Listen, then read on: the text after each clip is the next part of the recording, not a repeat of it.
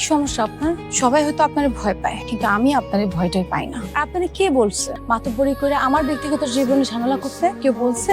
তোমার কোনো সমস্যা হয়েছে? অবশ্যই হয়েছে। আপনি সাইমনের পিটাইছেন, সাইমনের বাবা আমার চাচারে ডাকাইছে, তারপর আমার চাচা চাচি আমার বাড়িতে ঝামেলা করছে। আপনি জানেন আমার বাড়িতে ঝামেলা হলে আমার উপর দিয়ে কি যায়? আমার উপর দিয়ে কি যায় সেটা আমি আপনারে বুঝাতে পারবো না, আমি বুঝাতে চাইও না। আমার সমস্যা কি হয়েছে সেটা চোখ দিয়ে না দেখলে আপনি নিশ্চয়ই বুঝবেন না, তাই না? দেখেন, এটা হলো আমার সমস্যা। ছোটবেলায় অ্যাক্সিডেন্ট করে বাবা মা মারা গেছে।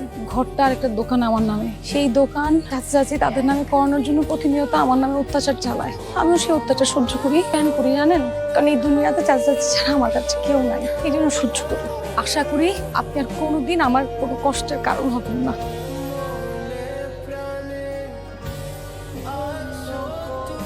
আমি কইছি না তোরে, কইছি না ব্যবসার সময় কোন রকম নেশাপানি করবি না। তোরে কোকেন আর ব্রাউন সুগারের লেগে তুই তোর ভাইয়ের লগে গঞ্জাম করছ। আমি গেঞ্জাম করছি, ওই এসে আমারে মারছে। আমার কথা কইছিল না সুলতান যে ওই মেয়ের সাথে তুই কোন রকম বেয়াদবি করবি না। বাংলাদেশে কি সেরির কোনো অভাব পড়ছে যে তুই তোর ভাইয়ের মালের পিছে চোখ দেখ? লাগতে যাবে না বাবাজি, তুমি আমার ছেলের মতো, তোমার ওই ছেলের মতন বড় করছে। তুমি আমার আরেকটা ছেলে, তুমি এই সাইমন রে একটু সামলায় রে। এই ভাইয়ের লগে বুকে বুক মিলা। আমি কি করছি শুনোস না? ভাইয়ের লগে বুকে বুক মিলা। আমার শরীর বাদেন কাকা লজ্জা পাইছি। কি এর লজ্জা? ভাইয়ের কাছে কি এর লজ্জা? ভালো ভালো কইতাছে ভাইয়ের কাছে মাফসা, বুকে বুক মিলা। কাকা আজকে ধরে যাই কাকা। আচ্ছা, দু একদিনের মধ্যে লাগবে। ওয়ালাইকুম আসসালাম। আব্বা, আপনি সবসময় এরকম করেন। আমার তো সন্দেহ হয় আপনি আমার বাপ কিনা। আরে বাজান, লাগছে অনেক না। আমার মাফ করে দাও বাজান, আমি তো অভিনেতা না, এর জন্য অভিনয় করে মারতে পারি না, লেগে গেছে জোরে কিছু মনে করি। আপনি সবসময় সুলতানের সামনে আমার অপমান করেন। বাজার, তুই তো আমার রত, আমার ওয়ারিস, এই সাম্রাজ্যের একমাত্র উত্তরাধিকার তুই।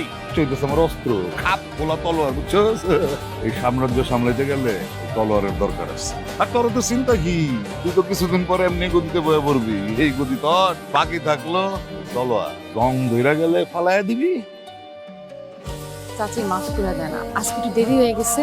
দেন আমি ঝাড়ু দিয়ে দিতেছি আর রান্না বসে দেব। দেন। আরে না না, কি কইতাছস? এত কষ্ট ক্লাস করে আইছস, যা করে বসে যে আরাম কর, রেস্ট কর। সামনে না তোর পরীক্ষা। চাচি বুঝছি একটু বেশি চেয়েছেন, আমি তো বললাম আর এমন হইব না। মারে আমার শাসনটাই দেখলি, আমার ভালোবাসাটা দেখলি না।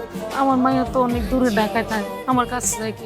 তুই থাকস না, তুই তো আমার কলেজ, আমার আদর করে দেয়। রেস্ট কাম করে লাগবে না, হাত মুখ ধুয়ে। আরে না, ভালো লাগবে না। যা তুই যা করে যা, আরাম কর। যে রোদ পড়ছে, কালো হয়ে যাবো, চোখের নিচে কালি পড়ে গেছে। যাস না। চাচি আমি তাইলে চাচার জন্য রুটি বানাই ফেলি। চাচার তো ডায়াবেটিস, সমস্যা না। কিচ্ছু করা লাগবে না, জামা করে তুই পড়ছে, কালি পড়ে যাবো। যা, রেস্ট যা।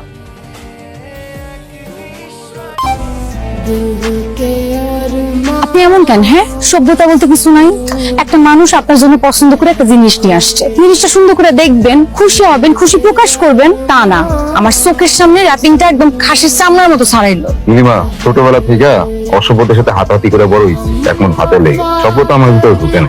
হঠাৎ আমার প্রতি সদয় হওয়ার কারণ কি? আমিও ছোটবেলায় ভাতের জন্য যুদ্ধ করছি। জানেন, আমার একটা মাটির ব্যাংক ছিল, একটু একটু করে টাকা জমাতাম। ভাবছিলাম যেদিন মনটা খুব ভালো হইব সেদিন মাটির ব্যাংকটা ভাঙুন। কালকে আপনার জন্য মাটির ব্যাংকটা ভাঙছি। আমি তো জানতাম আমি মানুষের মন খারাপ হওয়ার কারণ নেই, মানুষের মন ভালো হওয়ার কারণ হলাম কবে থেকে। কিরে কি কয়? আপনি যেমন মানুষের দুঃখের কারণ হন, তেমনি খুশিরও কারণ হন। এটা আপনি বুঝবেন না। এসব জঙ্গলি জানোয়ারের সাথে থাকলে কেউ কিছুই বুঝে না। ভাই, আরে ভাই কি কয় ভাই? তুই তো ভালো কথা কয়ে এখন মাথা এটা নাচ করতে। চুপ কর না, বলো বলো। সুলতান সাহেব, আপনি আপনার নামের মতনই বড়, আপনারও কেউ ভালোবাসতে পারে। খাঁচায় বন্দি পাখিগুলোর মুক্ত করে দেখেন, একটা শান্তি পাইবেন। ঠিক তেমনি জীবনে একটা মানুষের ভালোবাসা দেখেন, সেখানেও শান্তি পাইবেন। ঠিক আছে, সন্দেহ হয়ে যেতেছে, তুমি বাড়িতে যাও। আমার শুধু তাড়ানোর ইচ্ছা, গেলাম। ওই তানবীরে ছেড়ে দে। কি করিস? আমি কইলাম তানবীরে ছেড়ে দে। রাজু কাকার আপনি কি জবাব দিবেন? আমি পাখি মুক্ত করতেছি, তুই তানবীরে ছাড়। পুরো আমার কোটটা তখন পুরাবেন পর। ভাই ভাই, ভয়ের কারণ নাই, তোরে ছেড়ে দিলাম, যা। থ্যাংক ইউ ভাই। যা যা যা যা যা। আমার ছেলে সাইমন কাজটা করে দিব, আপনি টেনশন নিয়েন। ঠিক আছে কাকা, আপনি যেহেতু কইতেছেন আপনার উপর ভরসা রাখলাম। তবে দেখেন কাজটা যাতে এবার ঠিক মতো হয়। এবার আর কোনো টেনশন নাই, আমার ছেলে দায়িত্ব নিচ্ছে। আচ্ছা কাকা, আজকে আমি উঠি। সালাম আলাইকুম। ওয়ালাইকুম আসসালাম। সময় খারাপ হয়ে গেছে রে, সময় খারাপ হয়ে গেছে। এখন আর নিজের পোলা নাই, সে এখন জনদরদি হয়ে গেছে। চাচা আসলে চুপ, একদম চুপ চুপ। তোর আমি রাস্তা থেকে ঘরে তুলে আনছিলাম, খাওয়াইছি, পড়াইছি, ডাঙর করছি, আর আজকাল সুলতান বানাইছি তোরে। আর কত বড় কলজা হয়ে গেছে তোরে, কত বড় কলজা হয়ে গেছে। তুই তানভীরের ধইরা আবার ছাইরা দেস। কি ভাবছিলি তুই? তোর এই আগামের কথা আমি জানতে পারুম না? টাকা আমার অস্থির লাগতেছে, আমার ছুটি দরকার। আরে বাজার রে, তুই না আমার বড় ছেলে, রাগের মাথায় দুইটা কথা কইছি তাই বলে তো রাগ করলে হইব? আরে এখন কামের সিজন চলতেছে, কামের ধান্দা করতে হইব, এখন তুই ছুটি ঠিক আছে, কালকে খালপাড়ে একটা ছোট্ট কাম আছে, কামটা সার আমি দেখবো না, যা মুন্সির কাছ থেকে খরচাপাতি নিয়ে নি, যা। আপনি মনে হয় আমার কথা ঠিকঠাক শুনেন না, আমার অস্থির লাগতেছে। আর যখন আমার অস্থির লাগে আমার মাথায় বাপ চাচা কিচ্ছু থাকে না। ট্রিগার টাইনা দিলে তো বিপদ, মাথা ঠান্ডা হইলে পরে আর তো ফেরত আনতে পারবো না। বুঝতে পারছি, এক কাজ কর, তুই মুন্সির কাছ থেকে 50,000 টাকা নিয়ে যা, 7 দিনের ছুটি কাটা ফুর্তি করে যা। বাবা রে, তুই না আমার বড় ছেলে, কথায় কথায় তো রাগ করলে হইব, বোকা। যা যা যা, বিরায়। ভিডিওটি ভালো লাগলে লাইক কমেন্ট শেয়ার করে চ্যানেলটি সাবস্ক্রাইব করুন আর সেই সাথে এই ভিডিও সম্পর্কে আপনার মূল্যবান মতামত জানাতে ভুলবেন না। কিন্তু ধন্যবাদ।